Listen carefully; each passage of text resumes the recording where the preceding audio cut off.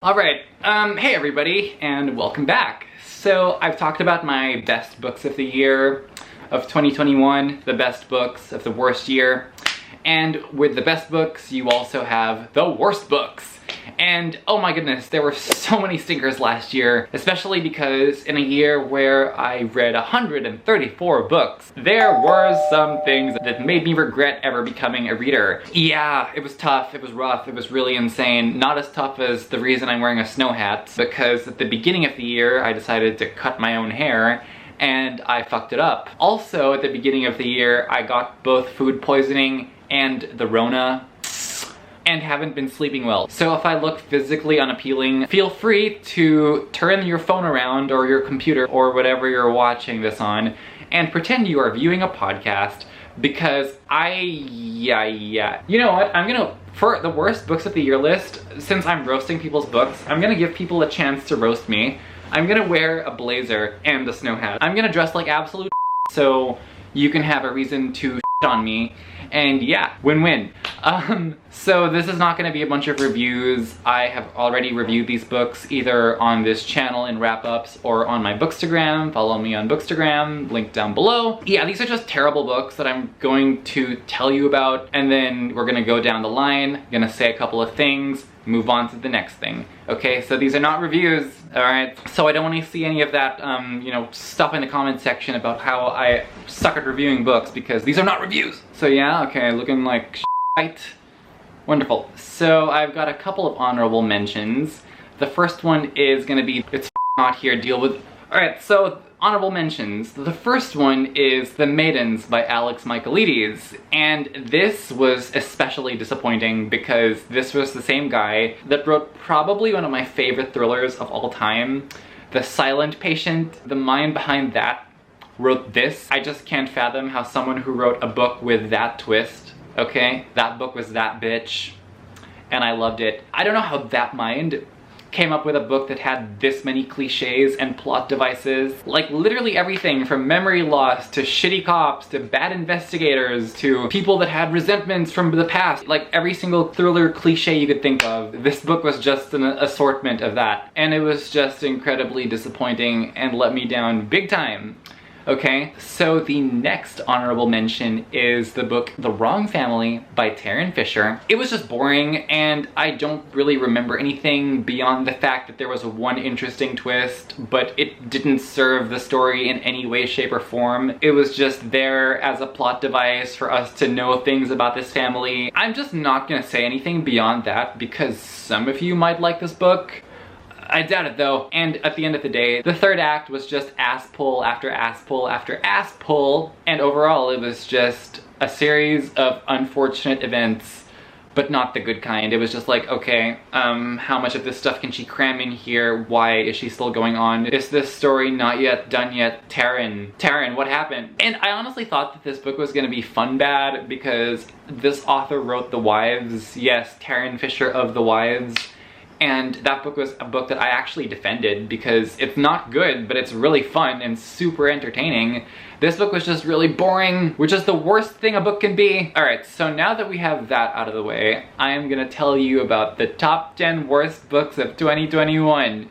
At number 10, and I'm sure a bunch of you are gonna be shocked to see this book so low on this list because I had a lot to say about this book, but this book was not boring. I mean, it was terrible in every single way, but I was not bored.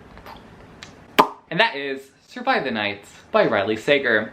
This book is a thriller from one of my favorite thriller authors, a person that I have praised over and over again on this channel because of how much I love their books. But this book was just not it, okay? It has the dumbest main character I have ever read from the point of view from. This person gets into the car of a potential serial killer when just months prior her best friend was murdered by this said serial killer. Normally Riley Sager is a really good and methodical writer that puts twists and turns and reveals in every single corner of his books, and it just leads up to something super interesting. But over here, every single twist and reveal was just ludicrous and didn't need to be there. This protagonist made stupid decisions at every turn. She had so many chances to escape and didn't take a single one, and I was just getting more and more aggravated and annoyed having to read from her perspective. And I did a full video on this book, okay? A drunk review right over here. Be sure to watch that if you want to see me spoil everything and justify me putting this book on this list. Alright, moving on. So at number 9, we have a book that I read for a vlog called Reading Books About Dumb Rich People, and that is The Echo Wife. This book was just so boring. The thing that pissed me off the most is that this book had so many interesting things to say, so many ideas, but they were just so underdeveloped. Yeah, this book was just such a stale and wooden reading experience, and at the end of the novel, I was just like, what's the point? Why was I here? Why did I do this to myself? You can literally sum up all the events of this book in half a page because pretty much nothing happens. Later that night. Also, one more thing. This is a book about clones, so there are clones in this book, yet at no point is there a scene where there is a threesome with clones, nor is there a character that exhibits a twin fetish. No twin fetish, no clone threesome. So that was a huge thing that this book could have had that would have made it significantly more interesting. For any of you who want to write a book, okay, you can have that idea for free, okay? You don't even need to credit me. Just make it happen, because this book didn't, okay? Thank you. Welcome to my TED Talk. Goodbye. Okay, I'm done. Alright, so at number 8 is a book that I didn't really have many expectations for, and even with my very bare minimum expectations, it still let me down, and that is Shadow and Bone by Leigh Bardugo. And this is my second book from Leigh Bardugo. I did try to read Six of Crows, and I did not like Six of Crows. Yeah, shit on me, I like it. So I read Shadow and Bone because the Netflix series was coming out, and this book might as well be titled Harry Potter and the Fuck I Don't Give. I didn't care about anything. It was literally like Avatar, The Last Airbender, and X-Men, and I was just like, I don't care about this magic system. I don't care about these characters. I don't care if Alina bones the Darkling or bones Mal. I literally do not care. The book started off pretty interesting, you know, with the Volcras and the Fold and the creatures happening and shit like that. But then the rest of the book is just like a slog, and I despised it. And no, I still have not seen the Netflix show, and I have no plans on watching it. So then at number 7 is A Head Full of Ghosts by Paul Tremblay, and again, this is an author that I was giving a second chance to. You know, an author that has like a really good reputation, and a lot of people seem to like their work, and I read one book from them, didn't like it, decided to give them a second chance, and was even more let down. This book was one that I heard was about like an exorcism and, you know, possession, and I was like, okay, this could be fun. It was not. It was so boring. This takes place amidst like a pseudo documentary, and I was just like, okay, dude, I get it. Enough already, dude. Like, I get that you are very knowledgeable on the horror genre, and you would like to critique your own conventions, but it just was so masturbatory, indulgent, self-indulgent, navel-gazing, and it was fun for about the first 50 pages, but an entire book like this was like pulling teeth to read, and I did not appreciate it. So I think I'm done with this author. I'm over it. Hashtag off that dick. So at number 6 is a book that I read because it was hyped as super taboo, and it certainly was, but just so gross and so long and so boring, and that is Credence by Penelope Douglas, another author that is talked about a lot that I will not be reading anything from again. Yeah, if you want to read a book about a 40-year-old man hate fucking his niece from his perspective, go right ahead. I did a full video on this book, a full rant review over here, assuming I haven't privated it yet. I had to bleep out so much from that video because I didn't want to get demonetized, and I think I still did. Link down below. Enjoy. Okay, so After Credence is a book that I wanted to love so much because I am a huge fan of this author, and I was so crushingly disappointed with A Court of Thorns and Roses. Riddle me this. How does a writer put out a series like Throne of Glass? A book about assassins, you know, a competition on who's gonna be the next assassin in a castle with gore and bitchiness and creatures and people going missing and fighting and action and epicness. And then the next book about 3 people bitching in a house for like 70% of the book and only shit happens like at the very end. Oh my gosh, this was like a Beauty and the Beast retelling, which is insulting to every incarnation of Beauty and the Beast that's ever been made. Even the one that likely exists on Pornhub with people in furry suits. I would watch that over reading this book again, okay? And on that note, on that very awkward note, next. Alright, so the next book is one that I pissed a lot of people off when I uploaded my full-length review, and that I would like to piss off more people with, because honestly, if you're pissing the right people off, you're living life right. Okay, so let's do this again. Number 4, fucking Dune by Frank Herbert. If you want to know why I hate this book so much, feel free to watch my full review over here. I didn't care about a single character. There was no suspense, no tension. Reading this book was like eating ice for lunch. I could not wait for the book to end, and it was an interesting story. I mean, I'm sure there is a lot of gold in this story, and I just didn't have the right mining equipment. I did like the movie though, so I will say that. I will be honest about that. I did like the film. You couldn't pay me to read a Frank Herbert book ever again, alright? Alright. Okay.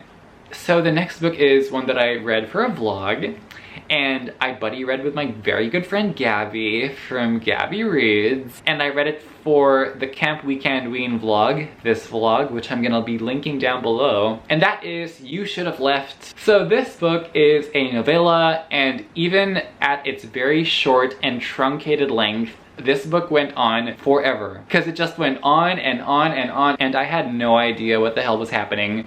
Okay, I mean, it's about this family. They are in this vacation house, and it's something like The Shining. There's something up with the house, but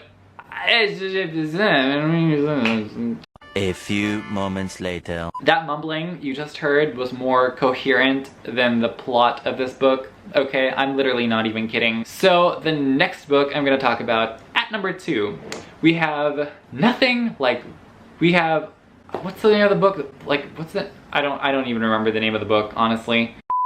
Nothing But Blackened Teeth. This is a book that had one of the most interesting premises I have seen all year. It's about a group of friends who rent out this haunted mansion in Japan, and they come into contact with this ohaguro, which is basically, I think, a geisha with black teeth. And I was under the impression that this was going to be a really fun haunted house story in Japan. It's going to be epic, it's going to be creepy. It was none of those things. The haunting is about 5% of that book, and this book is literally just not worth the amount of time it takes to read it. I despised every single character with my entire being. They were all such annoying asshole shitbags, and their emotions toward each other they vacillated between weird sexual longing and outright full-on bitchy hatred. And the entire book, the biggest mystery to me was, why are any of these people still friends? Why are any of these people friends to begin with? They all freaking hate each other. They're all jealous of each other. They can't stand each other. Why are these people friends? And why did any of them want to be on this vacation with one another? I was like, what the hell? So yeah, terrible, terrible, terrible. And I thought that this was going to be my worst of the year. But the book that I chose for number 1 was one that I was made distinctly angry by, because this book is everything wrong with thrillers nowadays. This book was nothing but a lazy cash grab. This book read like a first draft. It was super repetitive. It had a dual point of view, offering like no new commentary, and this book would have been 100 pages if they had just cut all of that out. It had the most ridiculously unnecessary detective subplot that added nothing to the overall story, and the only reason this book came out is because the plot was set during the time of Rona. If you haven't guessed what this is, the worst book of 2021 is 56 days by Catherine Ryan Howard. All these books were bad. All these books were boring, but this book in specific made me so angry, made me so mad, made me despair at the state of the publishing industry. I have nothing against Catherine Ryan Howard, okay? As a matter of fact, earlier this year I read her book, The Liar's Girl, and I really enjoyed that.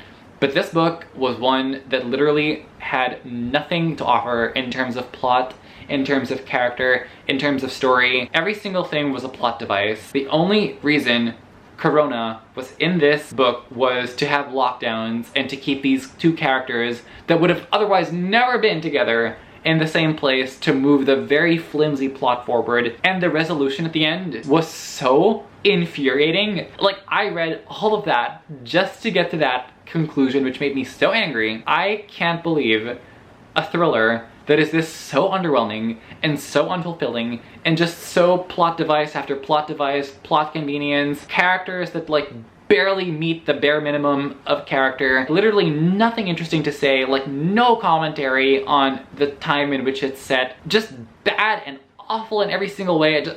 I am gonna just permanently refrain from reading anything that has anything to do with the Rona because I know it's just gonna be a rushed push towards meeting the cultural zeitgeist and nothing more. So those are the worst books I read in the worst year. Thank you so much for watching. Like and comment and subscribe. I hope to see you in future videos, and as always, take care.